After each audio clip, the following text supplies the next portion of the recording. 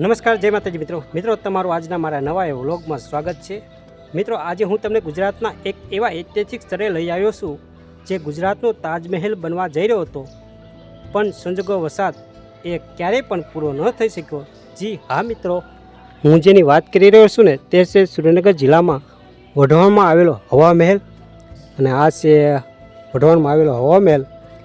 અને મિત્રો, આજના વ્લોગમાં તમને જોવા મળશે આ હવા મહેલ કેમ પૂરો ન થઈ શક્યો, અને એના ઇતિહાસ વિશે જાણવા મળશે, અને એની સ્થાપત્ય વિશે જાણવા મળશે, અને ઘણું બધું જાણવા મળશે। તો આજનો વિડીયો પૂરો એટલે પૂરો જોજો, જેથી આ તમામ માહિતી આ હવા મહેલ વિશેની તમને જાણવા મળે। તો ચાલો મિત્રો, આગળ વધીએ અને હવા મહેલની વિગતવાર માહિતી મેળવતા રહીએ અને જોતા રહીએ। તો ચાલો વધીએ આગળ।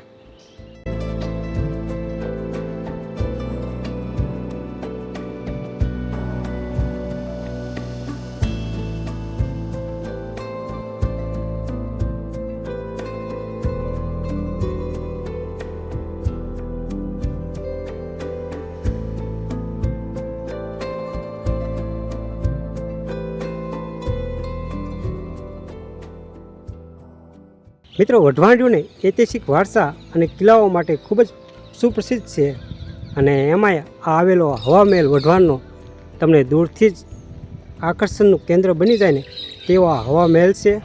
અને મિત્રો, આ લોકેશનની વાત કરીને તો વઢવાણમાં જે ધરમ તળાવ આવેલું છે ને, આ છે સામેની બાજુ ધરમ તળાવ, અને એકદમ નજીકમાં જ આ હવા મહેલ આવેલો છે।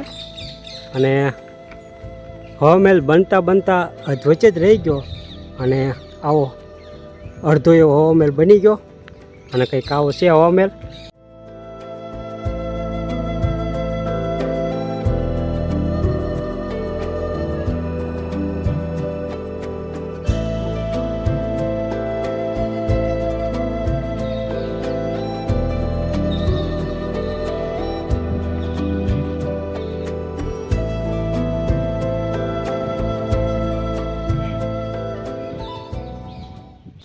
હવે મિત્રો, આ મહેલ વિશેની વિગતવાર માહિતી જોઈએ તો ઈસવીસન 1880ની આસપાસ વઢવાણ સ્ટેટના તત્કાલીન રાજવી મહારાજા દાજીરાજસિંહ ઝાલા શાસક દ્વારા આ મહેલનું નિર્માણ શરૂ કરવામાં આવ્યું હતું। તેઓ જયપુરના જગવિખ્યાત હવા મહેલ જેવી હવા મહેલ વઢવાણમાં બનાવવા માંગતા હતા। આ મહેલ તળાવની વચ્ચોવચ્ચ એક પેલેસ તરીકે આકાર લઈ રહ્યો હતો, પરંતુ માત્ર પહેલા માળ સુધીનું જ બાંધકામ પહોંચ્યું ત્યાં જ ઈસવીસન 1885માં રાજા દાજીરાજજીનું નાની ઉંમરે અકાળે અવસાન થયું। રાજાના અવસાન બાદ આ બાંધકામને અપશુકનિયાન માનવામાં આવ્યું, જેથી તેમના નાના ભાઈ અને ઉત્તરાધિકારી બાલસિંહજીએ આ મહેલનું કામ આગળ ન વધાર્યું અને નવો રાજમહેલ બનાવ્યો। ત્યારબાદ 1930માં મહારાજા જોરાવરસિંહજીએ ફરી કામ શરૂ કરવાનો પ્રયત્ન કર્યો, પણ તેમનું પણ અવસાન થતાં કામ હંમેશા માટે અધૂરું રહી ગયું। ભલે આ મહેલ અધૂરો છે, પણ તેની દિવાલો અને સ્તંભ પર કરવામાં આવેલું પથ્થરનું બારીક નકશીકામ જોવાલાયક છે। આ મહેલના નિર્માણની જવાબદારી વિશ્વ પ્રસિદ્ધ સોમપુરા સ્લાટ સમુદાયના શિલ્પોને સોંપવામાં આવી હતી। આ મહેલ સુરેન્દ્રનગર જિલ્લા મથકથી માત્ર 7 કિલોમીટર દૂર વઢવાણના કિલ્લાની બહારના ભાગમાં આવેલો છે। જે પથ્થરો અહીં કોતરણી માટે લાવવામાં આવ્યા હતા, તેમાંથી ઘણા આજે પણ ત્યાં જ વિખરાયેલા જોવા મળે છે। અધૂરા હોવા છતાં મહેલ તેની ભવ્યતા અને ઇતિહાસની સાક્ષી પૂરતો અડીખમ ઊભો છે, અને પ્રવાસીઓ માટે આકર્ષણનું કેન્દ્ર છે।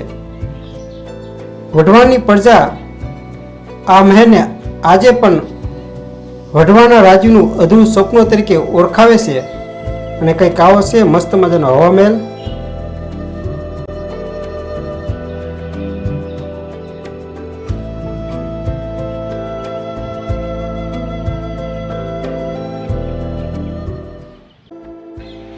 મિત્રો, હવા મહેલને વર્ષોના વર્ષો થઈ ગયા, અને એનું લાકડું જોઈ શકો, અહીં એનું લાકડું છે, પણ ઘણા બધા વર્ષો થઈ ગયા હોવાથી લાકડું હજી પણ એવું ને એવું છે।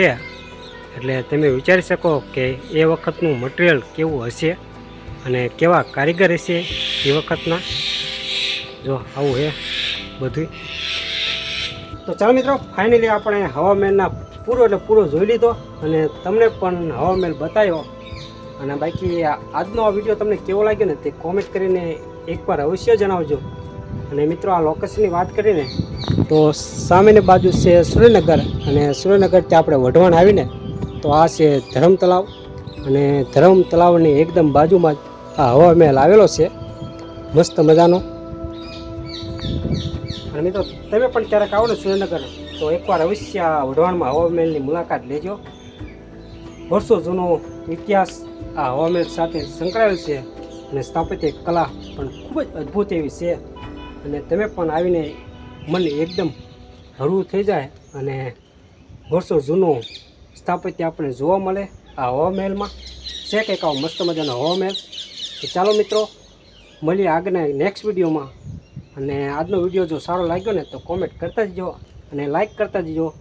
અને આવા જ અવનવો વિડીયો જોવા માટે મારી ચેનલને સબસ્ક્રાઈબ કરજો, અને ફેસબુકમાંથી જોતા હોય તો ફોલો કરતા જજો. ચાલો મળીએ આગળના નેક્સ્ટ વિડીયોમાં. હર હર મહાદેવ, જય માતાજી મિત્રો.